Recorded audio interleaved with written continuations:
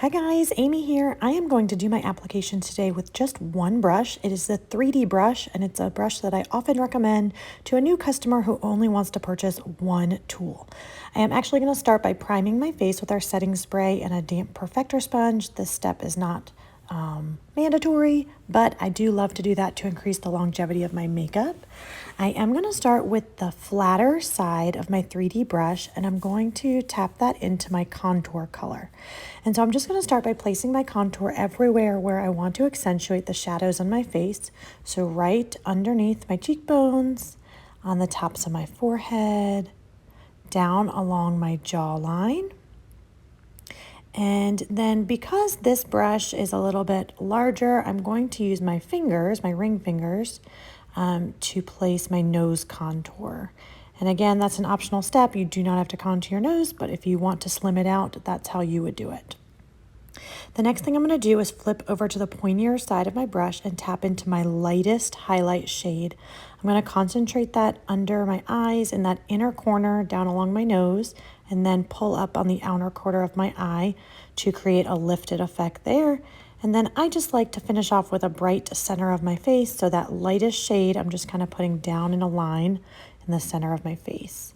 And that same pointy end of the 3D brush, I'm going to tap into my main shade and just start applying that anywhere where I have no makeup. So we're just putting one layer of makeup.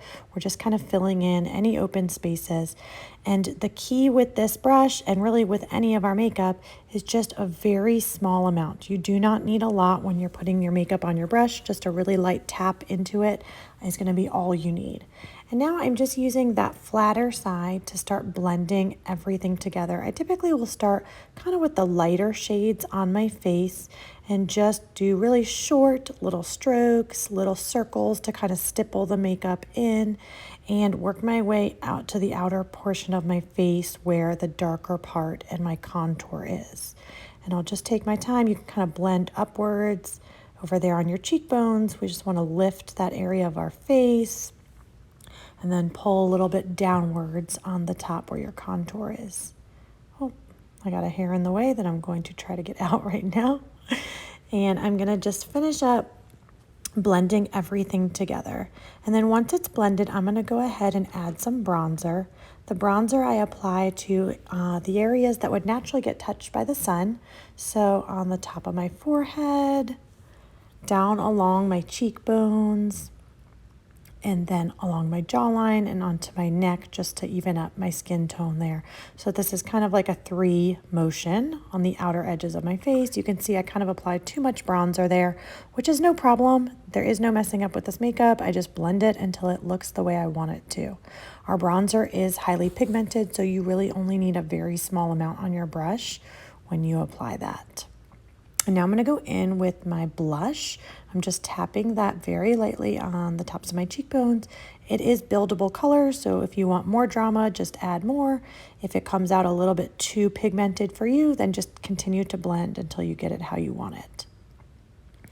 And then after I get that blended a little bit, I feel like I got it a little bit too far into the center of my face, so I'm just kind of cleaning it up with the pointy end of my brush, which already had my foundation colors on it. I'm using my finger to tap some of that same color onto my lips, and I'm going to layer a second color on top. You can play around with your lip and cheek colors and kind of create custom shades. You're going to see me kind of run out of my setting spray, which is why I am pushing so hard on that. I need to open a new bottle, but I'm just going to make do with what I got on the sponge, and I'm going to do a final blending job on my face. I'm just pushing that setting spray all around and kind of blending all my makeup together.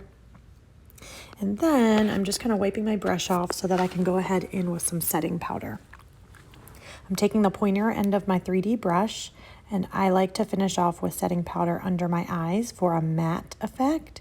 And then I typically will also apply setting powder anywhere in my T-zone, anywhere where I might have a blemish, anywhere where you don't want to appear extra shiny, or if you're oily, you can put your powder there.